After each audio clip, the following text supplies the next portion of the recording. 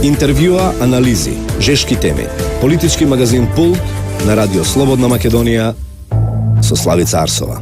Господин Никовски, ги слушнавме во изминатиот период повеќе изјави на албанскиот премиер Еди Рама, но еве највпечатлива беше последната дадена за американскиот весник Политико оваа недела, во која Еди Рама порачува дека ако изгледи идејата за Европската унија на Западниот Балкан, се можни нови сојузи, алудирајќи на обединување на Албанија со Косово и реализирање на идејата за голема Албанија. Ова побуди жестоки реакции, особено во Србија, и како да ги разбуричка страстите во целиот регион. Каков е вашиот коментар на овие провокации од Еди Рама? Видите, тие не можеме да ги наречеме провокации, тие се дел една политика која долго време се спроведува и да ве подсетам само дека пред некое време истиот Рама и неговиот министер за дворешни работи плюс поддржан од Косово изјавува дека може да има и промени на границите во регионот. Меѓутоа да го решистиме прво фактот околу голема Албанија. Многу често се зборува дека тој голем албански проект се заканува, не знам, ке се реализира и слично. Тој е веќе реализиран. Со независноста на Косово, големоалбанскиот проект е најмалку 70%, јас би рекол 70% најмалку веќе е реализиран. За таа цел да подсетиме исто така дека беше бомбардиран Белград, значи не стои тоа албанскиот интерес да се тоа постигне, него американскиот. Така да тој концепт, тоа сценарио трае 25 години, да подсетиме дека по распадот на Југославија за прв пат во историја американците стапна на Балканот, никогаш порано ги немаше. Тука беа турците, беа французите, германците за двете светски војни, британците и слично, Австро-Унгарија порано, никогаш американците. Тие кога дојдоа тука, најдоа главен еден душман непријател беше Милошевиќ, едини против него се бореа албанците и почне едно пријателство, едно сојуздриштво, едно партнерство кое ќе трае долго време. Тоа е една нова коалиција, ако сакате, балканска, која е реалност. И во тој контекст, разбирате, како некаква компензација на албанците за таа улога што играат за сметка на американците, ја добија реализацијата на големоалбанскиот проект. Реков, тој е веќе преку 70% реализиран и моментално најактуелен е делот во Македонија. Затоа се тоа се случува со кризата од последниве веќе 3 години, се тоа се случува која што финализираше практички со платформата од Тирана, де факто е еден клучен дел од тоа сценарио, кој да подсетим исто така својот врв го доживеа со војната во 2001 година, која не ја воде албанците. Албанците беа реализатори, менаџери беа американците и која за наша среќа и за чудо заврши неуспешно за нивните главни основни цели, отцепување на албанските територии.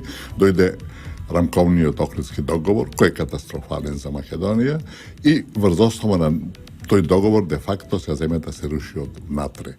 Нови војни на Балканот нема да има, меѓутоа Македонија веќе рушат од натре и оваа најнова платформа, тиранска така наречена, а тоа е факт дека тоа не е измислица на нашите албанци, него дека е резултат на тиранските консидерации со голема поддршка со уверена Америка.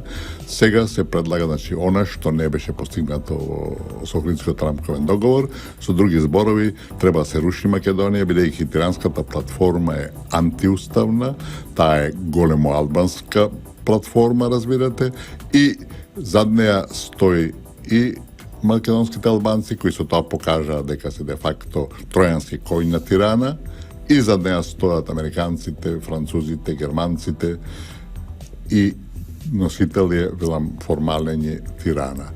Значи, не можеме ние поинаку да разбереме ставот на американскиот амбасадор, на францускиот амбасадор, кој цело време ни кажува што да правиме, дека треба да формираме влада, дека не е време за избори, што апсолутно не е нивна работа.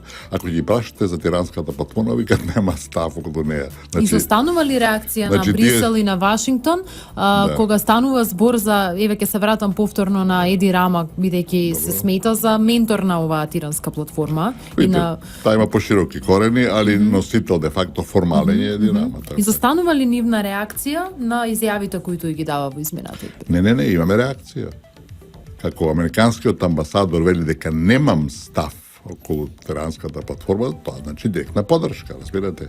Он е свесен, францускиот амбасадор пред ден-два рече, исто така го праша новинарите, вели немам став околу неа, али вели ќе формирате влада, нема избори, нема потреба од избори, треба да се избери председател на собрание и така натака, а за Тиранската платформа немаат став. Тоа е директна поддршка, знаете, тие се свесни дека е тоа ја руши води едно целокупно редефинирање на оваа држава, која може да направи само со војна како 2001 година, а не со еден ваков памфлет, ако сакате политички, тие де факто и најотворено ја поддржуваат. Кои елементи од платформата всушност водат кон она што велите големо албанското сценарио и стратегија? Видите, од А до Ш таа платформа е де факто големо албанска и го руши уставниот поредок на оваа држава од корен. Еве да почнеме со двојазичноста. Во светот нема двојазична држава која е унитарна. И не може да биде унитарна ако е двојазична. Двојазичноста зборува за федерација. Такви ги имаме Швајцарија, ги имаме Белгија, Босна и Херцеговина, разбирате, дека што имате разни ентитети и во тие ентитети, целини или така да се викаат кантони или било како, вие имате еден јазик. Меѓутоа на ниво на државата, на ниво на федерацијата се наоѓа некој модус вивенди. Најдобар пример за тоа е Индија, во која има преку 200 јазици, меѓу 227 јазици, еве на пример. Таму е хинди е најраспространетиот, али јазик за разбирање меѓусебно е англискиот, разбирате. Така да, во порано Југославија, ние зборувавме дома македонски, словенците словенски, а на ниво на федерацијата, во институција на федерација беше српско-хрватскиот. Во војската, во дипломатија беше српско-хрватскиот. Ако ние во Белград зборувавме на македонски, ако словенците во Белград зборуваа на словенечки, ние немаше да се збереме. И таа федерација ќе пропаднеше многу порано. Затоа федерализацијата иде директно преку таа двојазичност, значи најсуштината на тоа барање е таа двојазичност, бидејќи тоа ќе значи дека албанецот во било каде, во било која државна институција, на шалтер ќе се зборува на албански јазик. Вие доаѓате на шалтер во банка, он ќе почне да зборува албански, вие не се разбирате и што ќе имате преведувач секаде и секој. Не може да функционира државата, знаете, и после откритиот рамковен договор, албанците кои претходно си учеа македонскиот јазик и македонскиот беше онај јазик за меѓусебна комуникација и столб на унитарниот карактер, од тогаш престана да го учат. Тие и формално не прифаќаат да се учи во школите, го одлага и така натака, за еден ден да се гетоизираат и речат, абе луѓе, ние не можеме да живееме заедно, кој не може да се разбереме.